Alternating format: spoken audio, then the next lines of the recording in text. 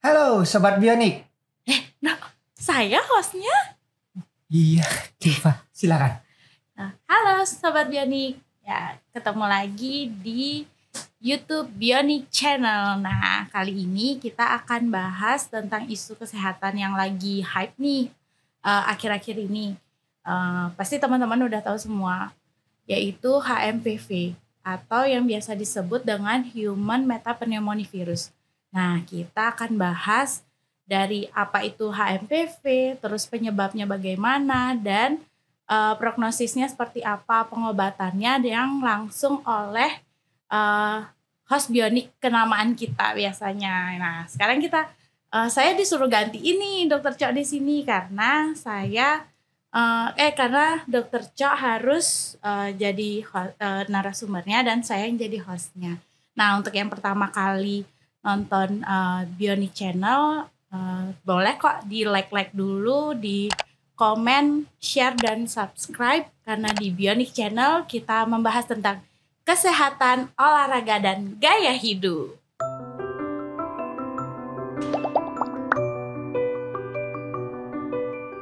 Oke, nah sekarang saya ditemani oleh host kenamaan Bionik. Nah, ini tukar kursi ceritanya. Aduh, saya dikerjain saya jailin saya jailin Dokter Waica. Aduh. Dokter Cok. Siap. Kalau Dokter Cok misalnya kenalin diri dulu dah. Dokter Cok. Iya, nih kali ini saya ditodong ini sama Dokter Waica untuk memperkenalkan diri ya. Jadi halo Sobat Bionik di rumah ya. Kali ini saya bertukar peran, bertukar kursi. Kalau tuh kursinya begini berarti kebalik nih. Saya sekarang sebagai narasumbernya. Ya, perkenalkan diri dulu mungkin bagi beberapa orang yang baru pertama kali nonton channel ini. Saya Dr. Cok Wahyu. Saya sendiri adalah seorang spesialis penyakit dalam khususnya di bidang tropik infeksi. Jadi beberapa penyakit infeksi tentunya akan berhubungan dengan saya terutama di Bali ya. Dan kemudian saya sendiri merupakan dokter spesialis penyakit dalam di Rumah Sakit Universitas Udayana dan juga sebagai host sebenarnya di Bionik Channel ini. Jadi merangkap teman-teman. Iya, sebenarnya Dokter Cok nih yang duduk di sini. Tapi kali ini untuk teman-teman Bionik semua biar lebih tahu tentang apa itu HMPV, jadi beliau bertukar peran. Iya, kita tukaran kursi teman-teman. Biasanya saya di belakang layar. Biasanya Dokter Waica ada di sana, tim YouTuber yang sananya. Biasanya Dokter Waica yang ngingetin, habis durasi gitu. Ini. Kalau kalian teman-teman sering nonton durasi, nah ini Dokter Waica ini yang sering mengingatkan saya tentang durasi. Ya, Dokter Waica. Ini dokter biar nggak panjang ya kemana-mana. Dok, kan sekarang lagi banyak nih dibahas di sosial media HMPV. Nah, sebenarnya HMPV itu gimana sih dok? Kan sebenarnya itu sudah ada dari tahun 2001 ya dok ya, betul. Lumayan lama juga. Tapi akhir-akhir ini mulai booming lagi nih. Mulai booming lagi. Gimana sih dok sebenarnya HMPV itu apa penyebabnya dan bagaimana prognosisnya nanti? Oke, ya baik. Sobat Bionik di rumah, kita saat ini mungkin sering scroll media sosial Dokter Waica ya. Jadi menanyakan tentang apa itu HMPV gitu ya. Sedang booming dan sedang hype naik sekali.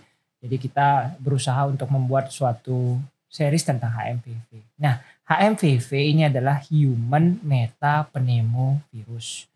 Banyak yang bertanya nih, ini akan jadi COVID jilid 2 enggak? Oke, nanti kita bahas bersama. Tapi pada intinya Human Metapneumovirus itu merupakan suatu virus ya, virus RNA ya, sama dengan COVID-19, dia jenis virus RNA tapi dari famili yang berbeda.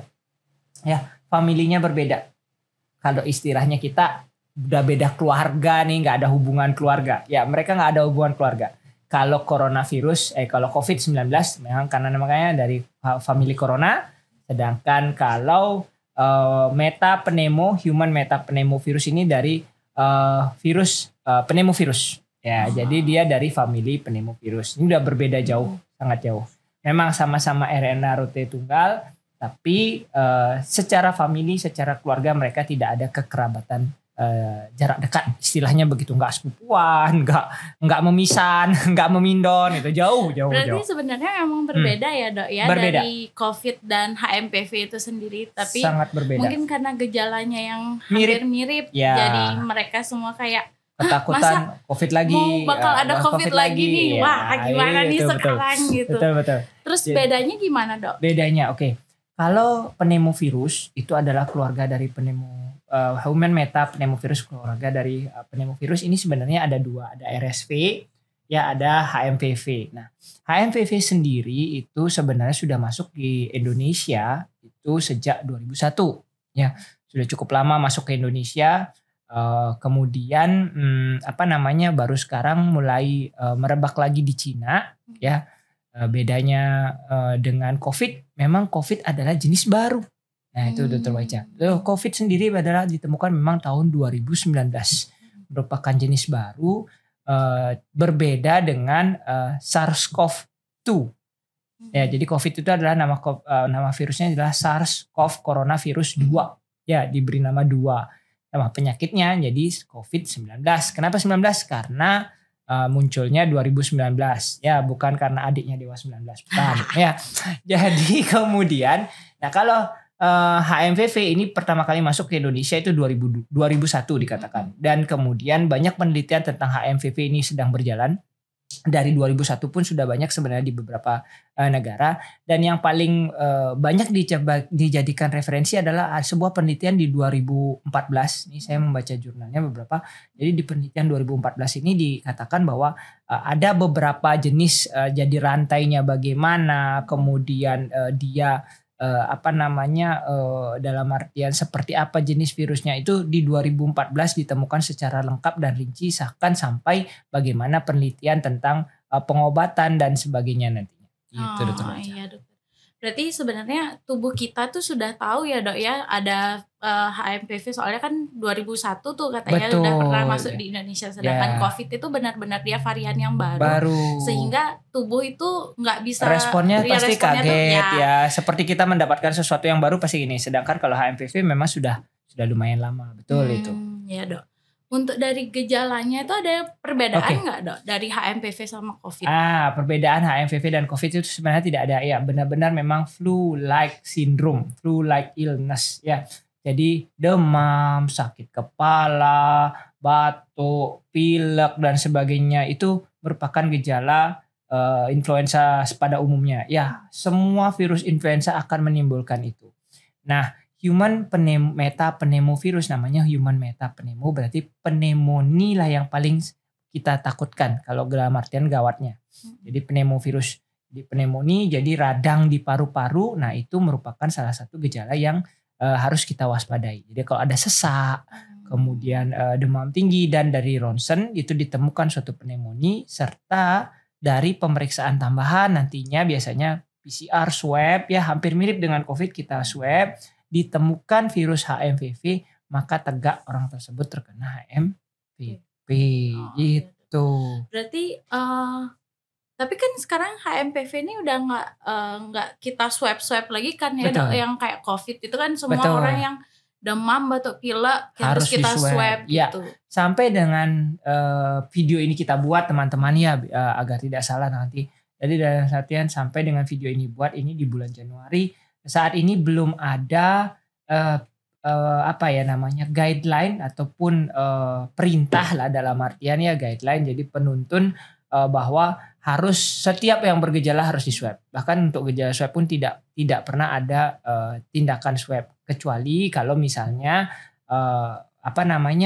gejala berat mungkin ya, gejala berat kemudian dokter sendiri ingin menswab dan dari pasien pun ingin diswab, silahkan. Tapi kewajiban untuk menswab tidak ada saat ini.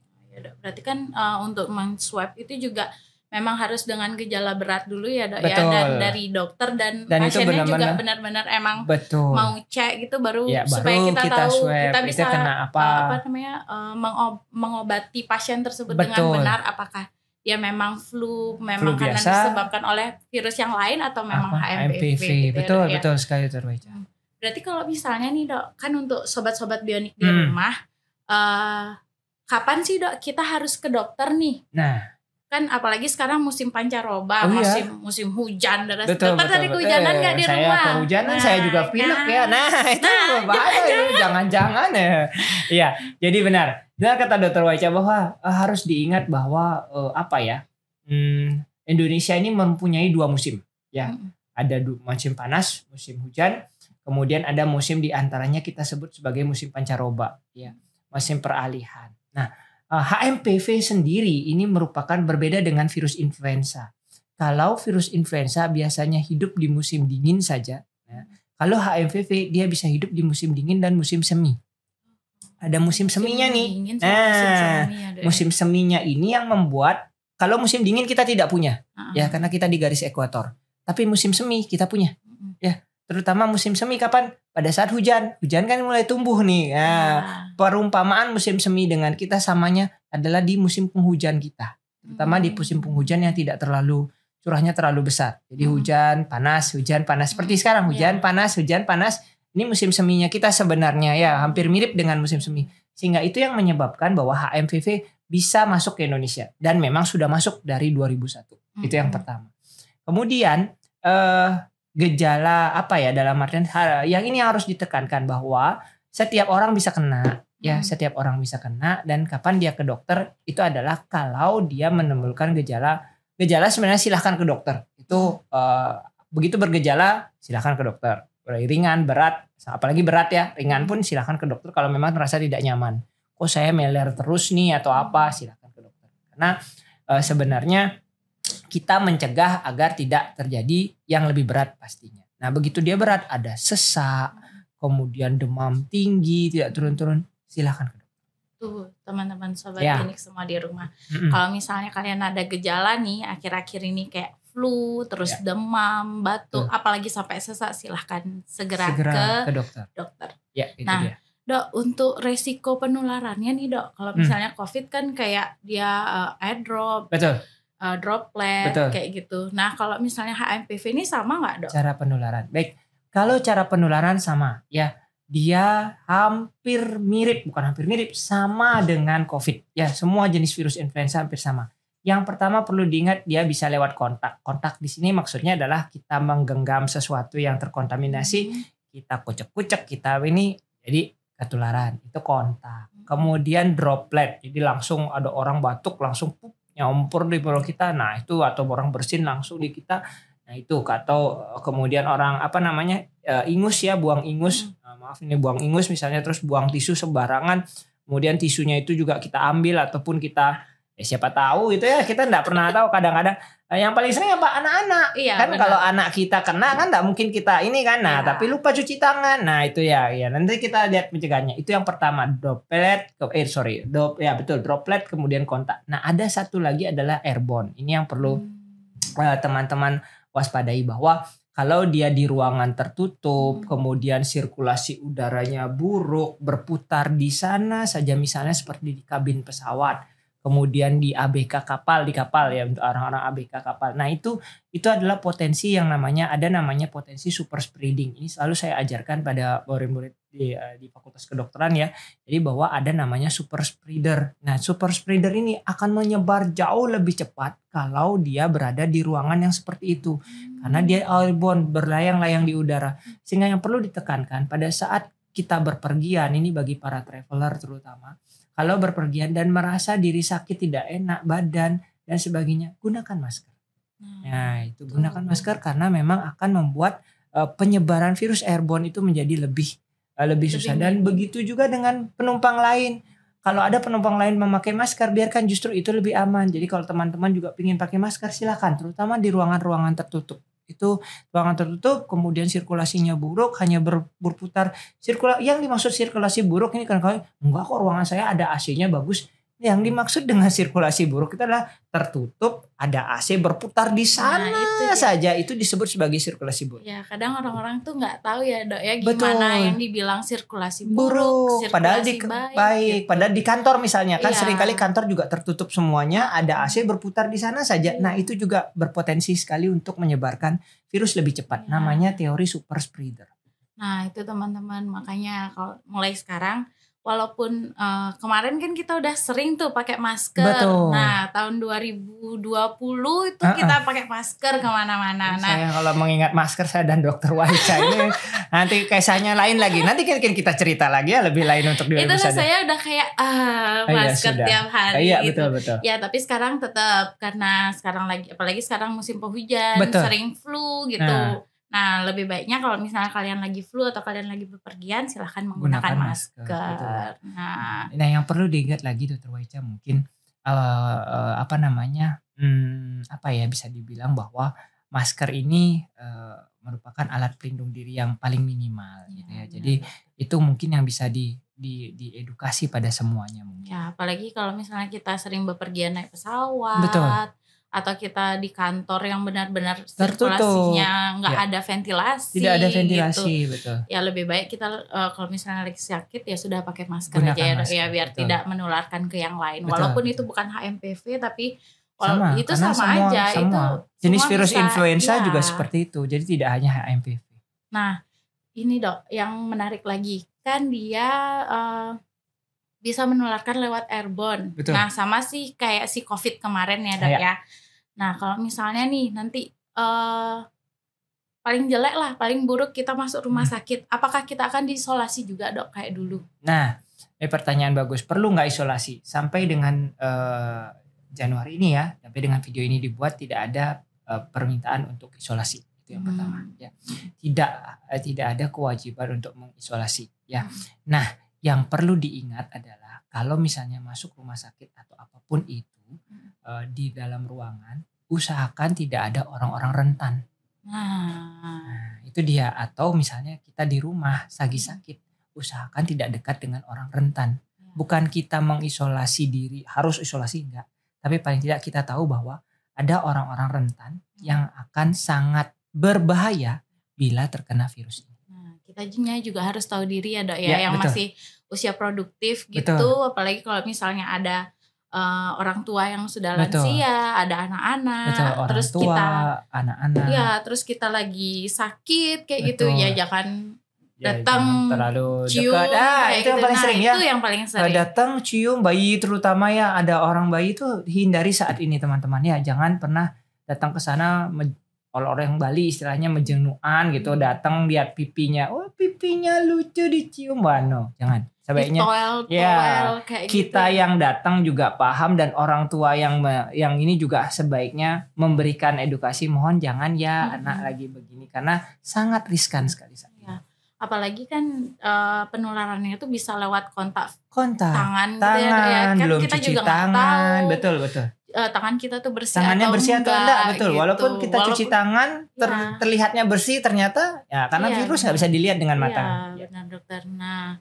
Nah ini Dok, ada pertanyaan lagi dengan seperti tingkatan penularan HMPV. Nah di kelompok-kelompok usia ini kayak gini, lebih rentan mana sih Dok sebenarnya? Oke. Apalagi misalnya dengan ada lansia dengan banyak komorbid gitu Dok. Betul ya. Jadi kelompok rentan. Nah kalau disebut kelompok rentan maka kalau beberapa yang yang pernah saya baca itu adalah yang pertama anak-anak balita bawah 5 tahun. Kenapa? Karena imunnya belum sempurna terbentuk. Yang kedua adalah geriatri, pasien usia tua di atas 60 tahun, 65 tahun ya. Sekarang sudah bergeser sebenarnya di atas 65, tapi menurut saya Indonesia belum bisa. Kalau di luar negeri mungkin ya 65, tapi di Indonesia 60 pun sudah ada yang benar-benar geriatri. Sebenarnya bukan masalah umurnya, tapi bagaimana dia menjaga kesehatannya selama masih muda gitu ya. Jadi 60 tahun kita batasnya masih. Nah ini sudah bisa dikatakan bahwa imunnya menurun, Dokter Waica. Ya jadi anak-anak dan usia tua. Nah ada penyakit-penyakit komorbid juga harus hati-hati. Ya satu misalnya asma. Orang yang dengan asma pasti mudah sekali untuk dia sudah punya komorbid di paru-parunya, di saluran nafasnya. Ditambah lagi dengan terkena virus, tentu lebih mudah terpicu dan kemudian menjadi lebih sesak ataupun pneumonia gampang terbentuk. Ya. Kemudian yang keempat adalah HIV AIDS. Orang-orang dengan HIV AIDS itu rentan. Imunodefisiensi betul. HIV AIDS, diabetes mellitus, kemudian PPOK ya penyakit paru obstruktif kronis ya itu sangat mudah sekali imunnya menurun. Orang-orang dengan imun menurun, apapun penyebabnya itu bisa terkena lupus lagi satu. Lupus sistemik, lupus eritematosus. Itu harus ekstra berhati-hati sekali karena bisa menimbulkan gejala jauh lebih berat dibandingkan dengan yang lainnya. Yang kita yang masih ini ada yang masih produktif Betul, gitu ya. betul dibandingkan Berarti dengan usia produktif yang sehat. Berarti ya teman-teman bionik di rumah untuk yang kelompok rentan itu terutama bayi, balita itu, terus orang tua, apalagi dengan orang tua yang banyak ada komorbidnya. Bukannya kita melarang mereka untuk bepergian, boleh tapi asalkan tetap safety. Betul, tetap menjaga protokol kesehatan. Ya, kalau misalnya memang mau bepergian menggunakan pesawat udara atau kereta, mobil itu kalau misalnya dalam satu tempat ada yang batuk pilek ya silahkan pakai maskernya. Betul sekali. Nah, Dok, kan virus ini pasti ada masa inkubasinya ya, Dok ya. Nah, masa inkubasinya itu berapa lama, Dok, dari dia terkena virusnya sampai dia akhirnya ada gejalanya? Nah, kalau yang kita baca ya, dari saya baca bahwa memang betul ada masa inkubasi. Apapun penyakit infeksi ada masa inkubasinya. Nah, kemudian kalau melihat dari beberapa gejala dari beberapa jurnal, karena kebetulan memang bisa dibilang sedikit sekali jurnal yang melaporkan tentang HMPV ini. Tidak sebanyak COVID lah ya, karena waktu COVID masih lebih banyak. HMPV ini lebih sedikit karena mungkin memang tidak terlalu banyak kejadiannya di banyak mungkin tapi tidak terdetek ataupun tidak terrecord karena tidak ada orang swab. Nah itu dulu ya. Kalau yang COVID kemarin kan semuanya wajib swab. Gitu. Kalau misalnya HMPV ini yang kan tidak wajib swab. Jadi data resmi kita tidak punya tahu ini beneran HMPV, ini bukan atau virus influenza biasa, itu susah sekali. Nah kalau melihat, tapi kalau kita berkaca pada virus influenza lainnya ya yang mirip, itu yang pertama adalah mungkin sekitar ada masa inkubasi antara 3 sampai dengan 1 minggu. Itu bisa terjadi. Kemudian muncul gejala, kemudian gejala akan membaik di biasanya hari pertama itu pasti akan muncul gejala, apapun itu di hari pertama, biasanya akan membaik di hari. Kalau dia tidak ada komorbid yang memperparah ya, biasanya di hari ke-5, di hari ke-7 dia sudah baik. Biasanya seperti itu. Antara hari ke-5 ke-7.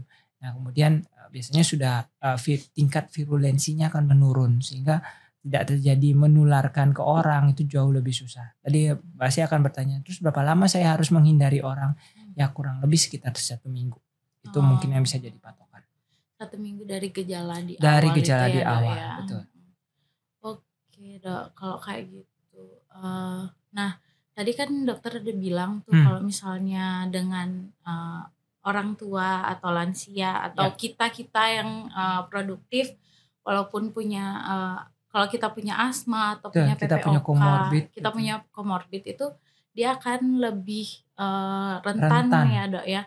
Apakah ada gejala sisanya nggak Dok nanti next ke depannya gitu? Nah ini yang kita tidak tahu ya. Jadi dalam artian seperti ini. Kalau dia sembuh, ada namanya fase setelah fase infeksi maka akan ada fase recovery atau meninggal ya. Nah fase recovery pun bermacam-macam ya. Biasanya mungkin yang pertanyaannya mirip nggak seperti akan ada long covid nggak sih? Nah kan ada yang bertanya kalau covid kan kita punya long covid ya. Sampai sejauh ini tidak ada laporan tentang itu. Jadi memang betul-betul sembuh sempurna. Ya bahkan laporan dari Kemenkes kemarin dikatakan bahwa anak-anak yang terkena HMPV di tahun 2023 mungkin ya. Saya lupa tahunnya teman-teman Sobat Bionik. Mungkin dibaca silakan di Kemenkes.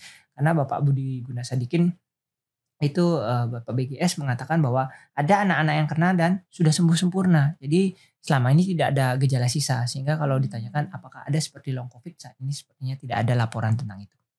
Berarti walaupun dia punya komorbid itu dia juga safe. Bisa sembuh sempurna. Sembuh sempurna kalau dia memang ke arah sembuh sempurna. Oh ya, oke.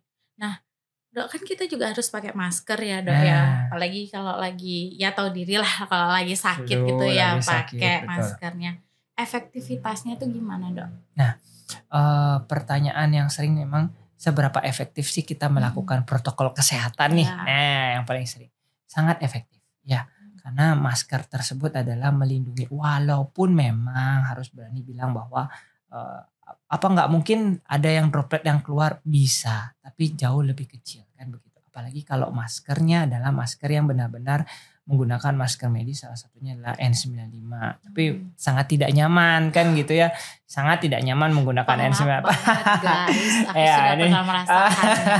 Dr. Waica langsung enggak lagi. Ya, Angkat kalau tangan. memang N95 pasti lebih bagus, tapi tidak perlu seperti itu. Jangan sampai sekarang saya bilang begini diborong semuanya. No, enggak perlu. Nanti lagi ada yang orang pakai apa hazmat ke ini dong. Jalan-jalan pakai hazmat, pakai baju astronot, jalan-jalan saya bingung sendiri buat apa ya gitu. Ya, tidak perlu seperti itu karena sebenarnya sama seperti COVID, jadi dalam artian efektif sekali. Jadi dalam artian bisa menurunkan sampai 70 sampai 80%. Ya, udah cukup sekali masker bedah biasa. Ya, masker bedah biasa kalau lagi sakit. Kalau nggak sakit ya nggak usah. Ngapain kita pakai? Kalau dia lagi sakit kita pakai.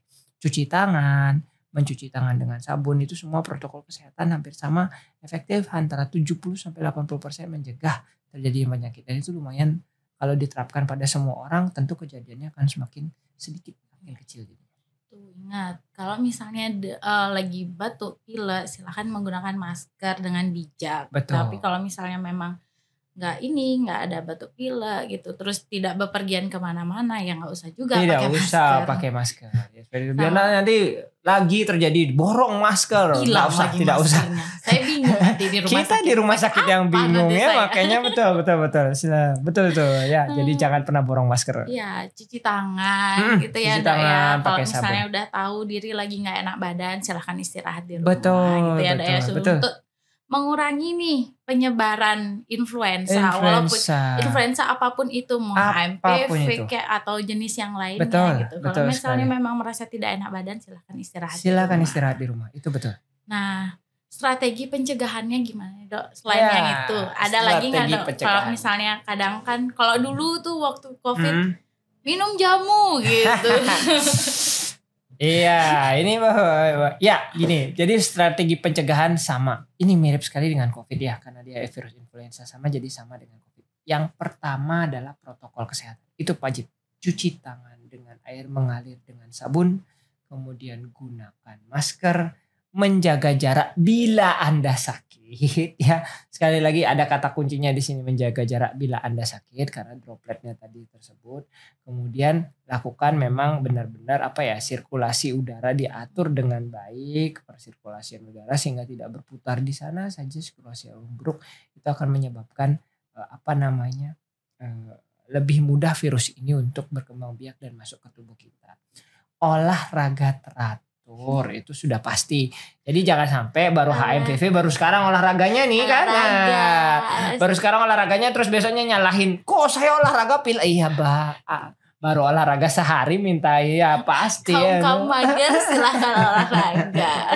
Jadi itu olahraga teratur. Nah, minum vitamin ini penting ya. Jadi dalam artian harus berani bilang vitamin sangat banyak. Saya harus berani bilang vitamin membantu karena vitamin terutama adalah bisa meningkatkan daya tahan tubuh ya. Kita tahu Dr. Waica sekarang kadang-kadang kita kan tidak bisa 100% menjaga jenis makanan apa yang masuk. Karena kan kadang-kadang sedikit tidaknya kalau kita beli pasti sudah ada pengawet ya. Sehingga disitulah kita memerlukan vitamin baik yang alami maupun dari yang sudah diekstrak. Misalnya dalam bentuk pil ataupun kapsul silahkan. Kita tidak ada masalah.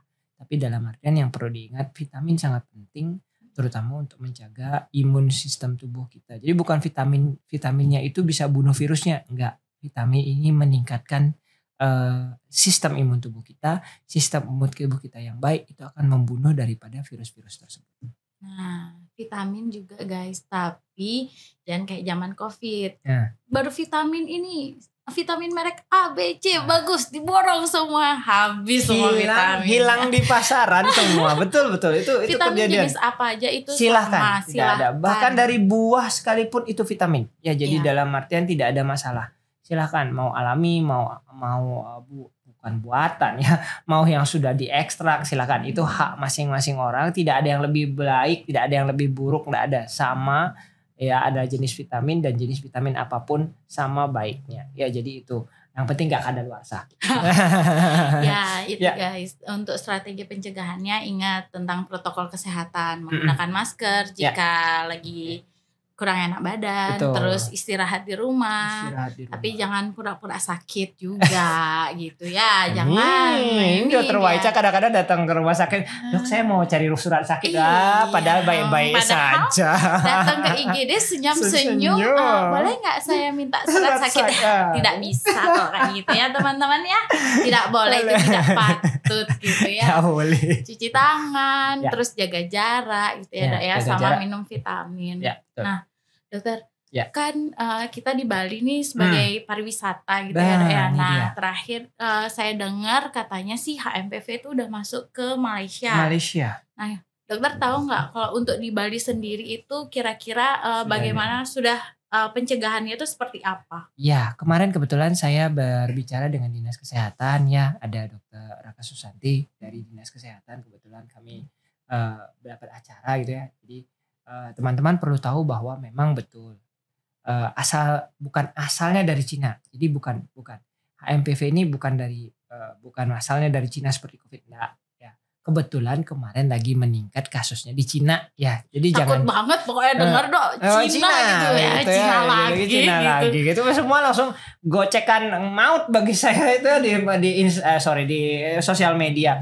Ya, lagi entah benar atau tidak saya tidak tahu, karena di berita memang dikatakan bahwa lagi meningkat di Cina. Itu yang pertama.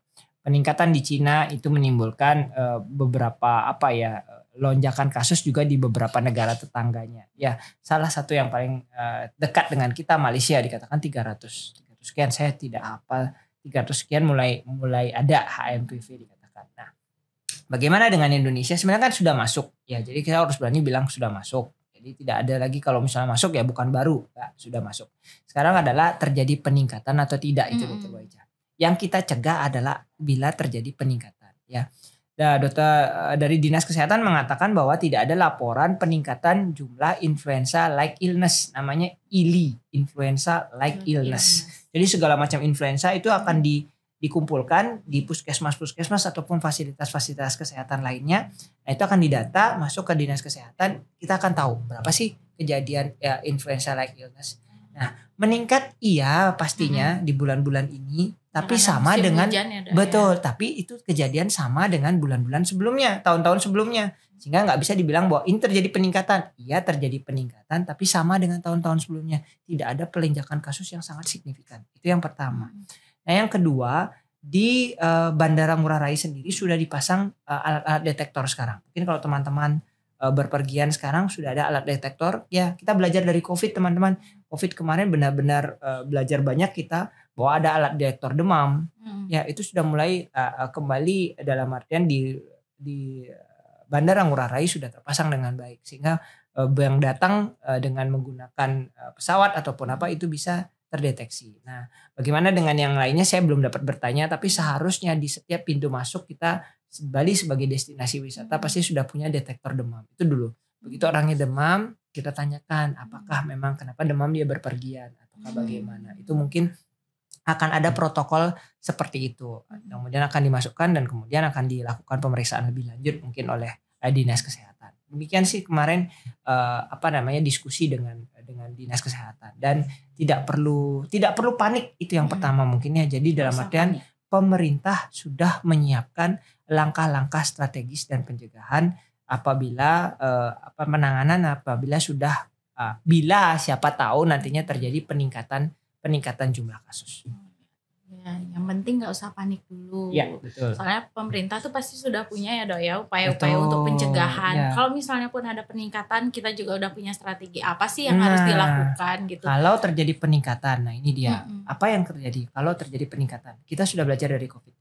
Perlu teman-teman pelajari bahwa ini ada Dokter Waica juga. Dokter Waica juga salah satu pahlawan COVID. Saya harus berani bilang, mungkin yang tersorot kamera saya sendiri tidak bisa bekerja sendirian. Dokter Waica ini benar-benar bertarung dengan COVID. Seorang ibu rumah tangga bertarung dengan COVID, dokter, itu bagi saya suatu amaze ya. Nanti mungkin kita angkat ceritanya ya teman-teman ya. Jadi, nah kalau kita ingat bahwa hampir semua daerah itu memasang rumah sakit tenda, benar? Oh iya. Bali adalah satu-satunya yang tidak memasang rumah sakit tenda. Ya betul. Ya. Tanyalah Dokter Waica. Kenapa bisa kita tidak memasang rumah sakit tenda? Karena jumlah rumah sakit dengan ruang isolasi kita cukup mencukupi. Nah, dan bagaimana cara penanganan di karantina, balai-balai karantina itu sudah jauh lebih baik. Jadi kapan dia harus masuk rumah sakit, kapan dia masuk balai karantina, itu sudah jelas sekali protokolnya di Bali. Dan menurut saya Bali adalah salah satu yang terbaik menangani wabah kemarin COVID yang sore. Ya betul. Dengan jumlah kematian yang tidak terlalu besar menurut saya. Ada meninggal, iya teman-teman, tapi tidak terlalu besar. Tidak sebanyak di provinsi lain ya. Nah, bagaimana dengan kesiapan sekarang? Yang perlu teman-teman camkan bahwa kami di rumah sakit tidak ada menutup satupun ruang isolasi. Jadi ruang isolasi masih terbuka dan jumlahnya sangat banyak. Dokter Waica ketawa masih ada. Ya memang Dokter Waica sendiri bekerja di rumah sakit jadi tahu. Jadi ruangan rumah sakit, ruangan isolasi di rumah sakit juga masih ada. Semua rumah sakit juga masih menggunakan ruang isolasi. Saat ini mungkin beberapa rumah sakit merawat pasien TBC juga TBC TB itu di ruang isolasi. Jadi ruang isolasi sudah siap. Pun dengan skema kalau misalnya harus memerlukan suatu isolasi nanti ya siapa tahu. Saat ini tidak perlu. Tapi saat ini masih belum ya. Saat ini belum perlu. Balai karantina itu akan aktif kembali. Seperti itu Dokter Waica. Berarti di Bali ini sebenarnya proteksi untuk penanggulangannya itu sudah bagus banget ya Dok. Penanggulangan wabah di Bali salah satu yang menurut saya terbaik. Ya, seperti monkeypox kemarin. Nah, mungkin Dokter Waica ingat ada monkeypox ya, cacar monyet. Kita saat itu waktu itu dapatkan KTT Asia Afrika. Ini kita melebar sedikit teman-teman, tapi masalah wabah KTT Asia Afrika. Apa yang dilakukan pemerintah? Kami semua nakesnya termasuk yang akan bertugas di KTT Asia Afrika itu sudah divaksin duluan. Kita divaksin duluan. Ayo siapa yang dapat kemarin? Ya saya salah satunya karena selalu kayaknya sudah berapa vaksin masuk ke tubuh saya teman-teman dan masih hidup aja. Jadi jangan percaya vaksin buat ini hoax itu ya. Jadi dokter Coknya masih ada di depan saya sekarang. Masih baik-baik saja. Ya jadi divaksin. Nah itu pencegahan menurut saya salah satu proteksi yang sangat cepat. Jadi pemerintah cepat. Oke, ada KTT Asia Afrika. Orang Afrika yang membawa monkeypox akan datang ke sini. Ceritanya kan begitu karena monkeypox meningkat sekali kejadiannya di Afrika, di Asia Afrika. Kami divaksin bersama-sama, kemudian bertugas di KTT Asia Afrika tersebut dan tungkaranya tidak ada, tidak ada, baik-baik saja dan ruang isolasi saat itu sudah disiapkan. Bahkan waktu itu Direktorat Jenderal namanya, saya agak lupa pokoknya dalam artian Direktorat Jenderalnya dari India, kemudian dari Argentina, kemudian dari Venezuela itu dapat meninjau rumah sakit Universitas Udayana. Jadi dilihat bagaimana kesiapannya kalau misalnya mereka ada yang sakit itu bagaimana caranya. Bahkan seperti di waktu G20 ya namanya ya G20 juga sama. Jadi kita ditinjau rumah sakit. Dan itu ruang isolasi kita dianggap sebagai memenuhi standar karena sudah ada tekanan negatif dan sebagainya sehingga layak apabila suatu saat ada kasus masuk kembali. Nah itu salah satunya mungkin. Nah menarik juga nih.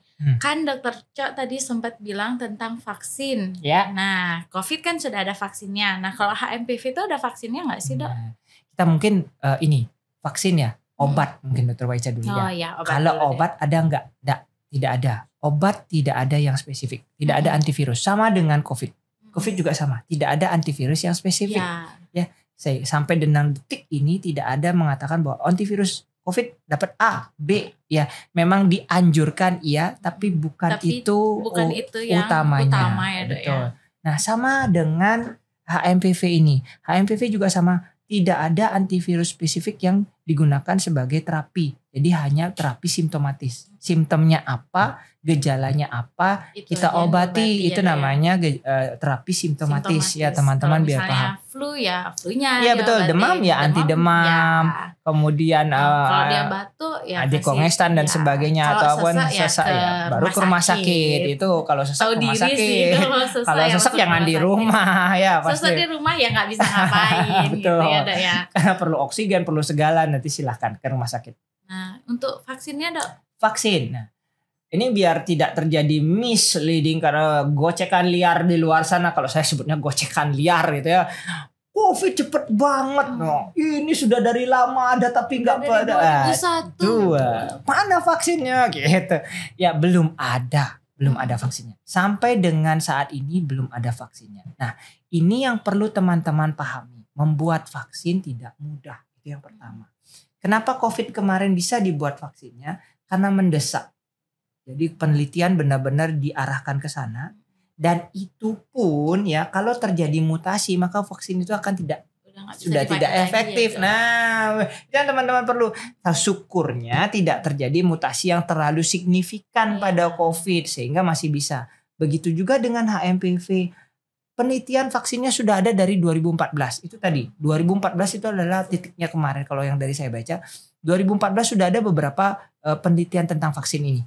Ya, tapi ya itu tadi tidak efektif dikatakan. Kenapa? Karena dia merupakan salah satu virus yang bisa bermutasi dengan virusnya cuma satu rantai RNA. Bermutasi jadi misalnya di satu ini efektif, kemudian di sini kok tidak efektif. Di sini efektif, kemudian kok yang ini tidak efektif. Sehingga sering sekali terjadi perubahan-perubahan itu. Sehingga dikatakan bahwa vaksinnya tidak terlalu efektif. Banyak penelitian berhenti di fase 1.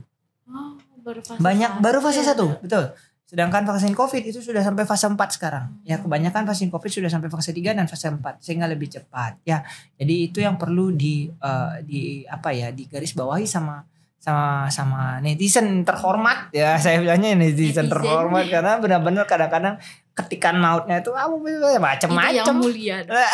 Jangan macam-macam. Jangan macam-macam. Saya juga nggak berani sebenarnya, tapi pada intinya perlu teman-teman di luar sana pahami bahwa membuat vaksin itu tidak mudah.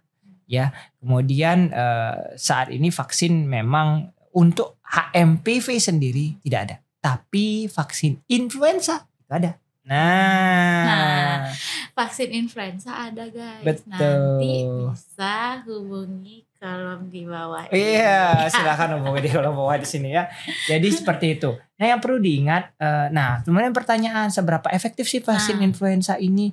Vaksin influenza ini beda dengan namanya HMPV itu bukan influenza. Jadi ada virus influenza sendiri dia di famili yang berbeda ya. Tapi seberapa efektif dia mencegah terjadinya influenza tentu karena vaksinnya ada sehingga jauh lebih efektif. Itu hampir sekitar 70-80% memproteksi. Nah, bagaimana kalau kita berpikir bahwa kalau vaksin influenza sendiri bisa menangani influenza, tentu gejala-gejala influenza itu tidak akan muncul seberat kalau nggak divaksin. Betul. Sebenarnya kalau terinfeksi pasti akan terinfeksi, tapi gejala beratnya tidak akan muncul lebih berat kalau misalnya tervaksin influenza. Mungkin demikian. Oh, iya. Berarti kan kalau misalnya vaksin untuk HMPV-nya sendiri memang belum ada ya. Belum ada sampai dengan saat ini ya. Sampai video ini dibuat belum ada teman-teman. Tapi kalau misalnya teman-teman mau mencegahnya dengan mencegah penyakit influenza, dengan silakan. Vaksin influenza itu boleh. Silakan. Itu tidak salah. Tapi itu boleh-boleh aja ya. Itu boleh-boleh saja, tidak wajib. Itu semua terserah pilihan dari pasien. Sendiri, betul, ya. betul. Apalagi ada ya kayaknya udah ini sih. Rasanya sudah komplit ya. Mudah-mudahan lebih tercerahkan tentang HMPV dan yang penting tidak panik itu saja. Nggak boleh panik. Ya. Nah, karena saya ada di sini, jadi saya nggak bisa. Waktunya udah nggak bisa. Saya cuma ya udah saya kali ini kita bertukar peran teman-teman ya. Ini serunya di Bionik. Jadi kadang-kadang jangan pernah di Bionik ini siapapun bisa jadi host. Tenang aja ya. Jadi seperti itu. Kita masih punya simpanan, nanti kita spill selanjutnya. Ada simpanan host lagi. Oke, Dr. Cha, terima kasih sama-sama, atas Dr. Waicha pencerahannya nih tentang HMPV. Jadi semoga teman-teman Bionik yang di rumah itu nggak panik. Aduh HMPV nih nanti takutnya borong masker, borong vitamin, nanti jadi kayak COVID jilid 2. Enggak, bukan. HMPV itu adalah virus yang dia tuh sebenarnya self limited ya Dok ya, dia bisa sembuh sendiri. Apalagi dia tuh sudah ada dari tahun 2001 guys. Jadi nggak usah takut, nggak usah panik, tetapkan protokol kesehatan. Terus jaga imunitas tubuh dengan minum vitamin atau minum sari buah gitu mungkin ya Dok ya. Tapi yang dibuat sendiri ya, jangan yang dibeli di luar. Karena yang dibeli di luar itu sudah terlalu banyak gula dan pengawet. Jadi nanti malah timbul penyakit yang lain gitu. Ya nggak sih Dok? Betul. Gitu aja guys. Sekian dari saya. Dan jangan lupa like, share, subscribe, dan komen di bawah ini. Karena di Bionik Channel kita membahas tentang isu kesehatan, olahraga, dan gaya hidup. Bye-bye!